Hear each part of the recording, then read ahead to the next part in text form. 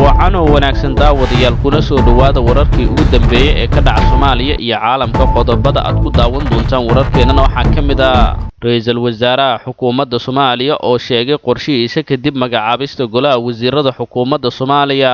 madaxtooyada Soomaaliya oo beenisay in madaxweynaha dawladda Soomaaliya uu dhigiisa Masar kala hadlay arrinta wabiga Niil diyaarada dagaal oo duqeymo culus la beegsaday xarumo ay lahaayeen al-shabaab oo ku yaala deegaanka Toorotoro ee gobolka Shabeellaha Hoose iyo sargaal sare oo ka tirsanaa al-shabaab oo isku soo dhiibay ciidanka nabad sugidda iyo sirdoonka koonfur galbeed intaasi daawadayaal waxay ahaayeen qodobadii ugu waaweynaa wararkeena imikiyaatan u diyaar garooba daawashada iyagii oo intaa ka dhameystiran waa 26 bisha 7 sanada 2022 haddii ay tahay markii kuugu horeyso oo soo booqatid channelkeena haylaawina subscribe tiraadid kadibna aad furatid calaamada gambaleelka si ay kuu soo gaaraan wararkii ugu dambeeyay ee ka dhaca Soomaaliya iyo caalamka siina gaarsii saaxiibadaada jecel horumarka dalka adigoo ku shargareynaya baraha bulshada inagoo ka dheeraanayna wax walba dalkeena dib u celin karaa aynu ku bilownay ra'iisul wasaaraha xukuumadda Soomaaliya ayaa shaaciyay qorshihiisa kadib magacaabista golaha wasiirada ra'iisul wasaaraha xukuumadda Soomaaliya Xamza Cabdi Barre oo wali ku guda jira wada tashiyo ku aadan magacaabista golaha wasiirada ayaa sheegay in xukuumadda uu soo dhisayo ay ahmiyad koowaad siin doonto sugidda amniga dalka waxa uu tilmaamay ra'iisul wasaaraha inuu doonayo in xukuumaddiisa ay ka duunaato xukuumadii ka horreeyay isaga isla markaana ay qabato wax baahi weyn u qabaan shacabka ka oo ah sugidda amniga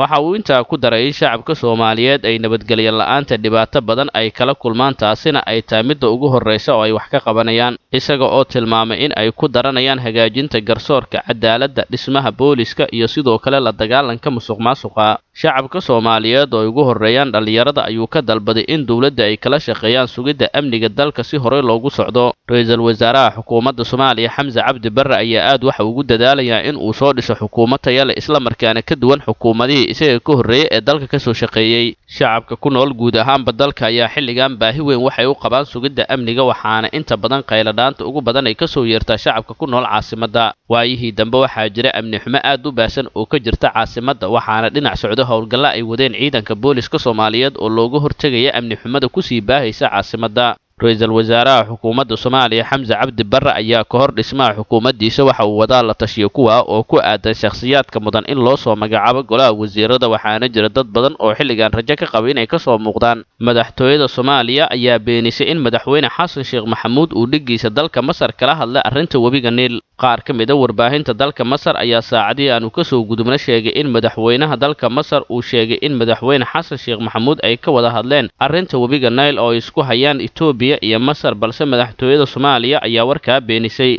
afayeenka madaxtooyada Soomaaliya Cabdikariin Cali Kaar ayaa sheegay in aysan waxba ka jirin wararka sheegaya in madaxweyne Xasan Sheekh Maxamuud uu dhigiisa dalka Masar kala hadlay arrinta wabiga Niil oo ah mid ay isku hayaan Itoobiya iyo Masar waxa uu sheegay in labada madaxweyne ay ka wada hadleen kaliya hagaajinta iyo xoojinta xiriirka labada dal ee Soomaaliya iyo Masar adkaynta danaha istiraatiijiga ah iyo sidoo kale ka shaqeynta arrimaha amniga iyo waxbarashada afayeenka uu waramayay BBC-da ayaa sheegay in dalalka Soomaaliya iyo Masar uu ka dhaxeeyo xiriir qoto dheer oo soo jireena isla markaana dawladda Masar ay ballan qaaday inay ku garab taagnaan doonto Soomaaliya sidii dib loogu dhisi lahaa dawladnimadeeda ugu dambeyntii afayeenka madaxweynaha waxa uu sheegay in mowqifka dawladda Soomaaliya ee arrinta wabiga Niil uu yahay mid si nabad ah looga wada faa'iideysanayo wabiga iyada oo la raacayo xeerarka caalamiga ee u degsan xiriirka Soomaaliya iyo Masar ayaana wanaagsaneyn sanadihii aanu ka soo gudubna waxaana madaxweyne Xasan Sheekh Maxamuud uu booqasho rasmi ah ku joogaa dalka Masar waxaana ay gogol xaar u tahay sidii dib loogu soo celin lahaa xiriirka labada dawladood isla markaana loo sii xoojin lahaa Masar ayaa ka mid ah dawladaha Soomaaliya la xiriirka soo jireenka inkastoo waayihii dambe xiriirkii u dhaxeeyay labada dal uu ahaa mid mugdi galay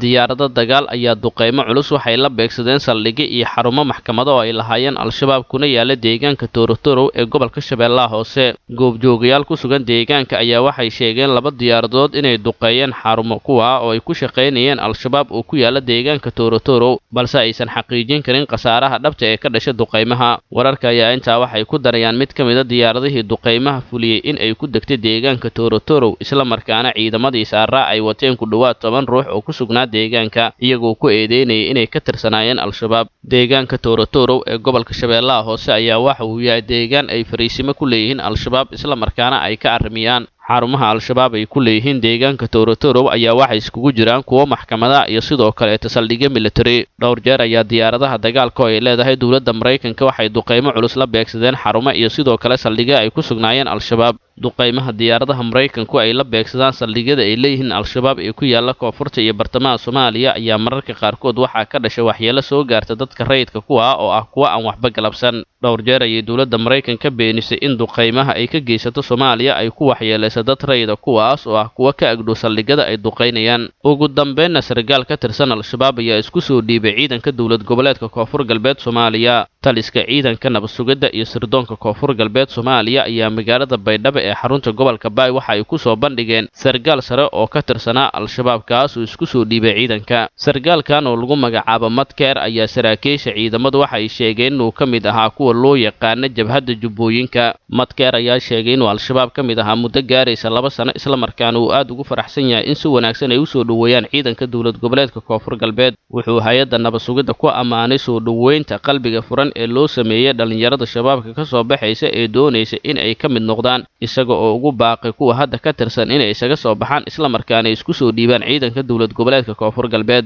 dhowr jeer ayaa saraakiisha ciidamada dowladda Soomaaliya iyo kuwa nabad sugidda Koonfur Galbeed waxay soo bandhigeen saraakiil iyo xubno ka tirsanaa al-shabaab balse ciidamada isku soo dhiibay. waxaa jira howlgallo waayihii dambe ay wadeen ciidanka dowlad goboleedka Koonfur Galbeed isla markaana ay doonayeen in ay deegaano badan ku gaaraan kuwaas oo ay maamulaan al-shabaab. waxaa jira deegaano badan oo dhac maamulka Koonfur Galbeed isla markaana dhowr sano u go'doonsan al-shabaab. shacabka halka ku noolna qayladaan xoog leh u direen dhowr jeer maamulka Koonfur Galbeed. mas'uuliyiinta ugu sarreysa maamulka Koonfur Galbeed Soomaaliya oo uu qayb ka yahay madaxweynaha dowlad goboleedka Koonfur Galbeed Cabdicasiis Laftagareen ayaa hore u ballan qaaday inay furi doonaan wadooyin badan oo xiran. wadooyinka qaar ee isku xidha degmooyin badan oo dhaca gobolada Baay iyo Bakool ayaa ah kuwa u xiran isla markaana kol hore ay goodoomiyeen al-shabaab. dadka ku dhaqan degmooyinka qaar ee gobolada Baay iyo Bakool ayaa dhowr jeer codsiyo kala duwan u diray maamulka Koonfur Galbeed oo ku aadan sidii xayiraadda saaran looga dulqaadi lahaa. madaxweynaha dowlad goboleedka Koonfur Galbeed Soomaaliya oo xilli hore booqday degmooyinka qaar ee ay goodoomiyeen al-shabaab ayaa waxa uu wacad ku maray in la qaadi doono howlgal kuwa oo ah kuwa la iskugu furi doono degmooyin badan oo dhaca maamulkiisa. ballanqaadyadii madaxweynaha dowlad goboleedka Koonfur Galbeed Soomaaliya uu ballanqaaday shacabka degmooyinka goodoonsan ayaa weli waxay yihiin kuwa aanan suurtagelin. maamulka Koonfur Galbeed Soomaaliya ciidamadiisa iyo sidoo kale ciidanka dowladda ee xoogga dalka Soomaaliyeed kana howlgala deegaanada maamulka Koonfur Galbeed Soomaaliya ayaa dhowr jeer bilaaba howlgallo ay kula dagaalamayaan al-shabaab. howlgallada qaar oo ciidanku ay qaadeen ayaa waxay noqdeen kuwa ay dib kaga soo laabteen degmooyin iyo deegaano ay gaareen kuwaas oo markii horeeta ujeedkoodu u ahaa in la furo wadooyinka ay goodoomiyeen al-shabaab. muddooyinkii dambe waxaa aad u soo badanaya xubnaha ka tirsan al-shabaab isku soo dhiibaya ciidanka xoogga dalka Soomaaliyeed iyo kuwa Koonfur Galbeed ee ka howlgala deegaanada maamulkaas. dhibaatada ugu badan ee haysata shacabka ku nool deegaanada maamulka Koonfur Galbeed Soomaaliya ayaa waxay tahay go'doon al-shabaab ay geliyeen degmooyinka qaar kuwaas oo ku dhawaad 10 sano go'doonsan. intaasina daawadayaal waxaa ku dhan wararkii ugu dambeeyay ee ka dhaca Soomaaliya iyo caalamka. waadna ku maasantihiin la socodkiina iyo la saanqaadkiina wixii aragti ood noo haysaana noogu raba qaybta hoose ee commentiga.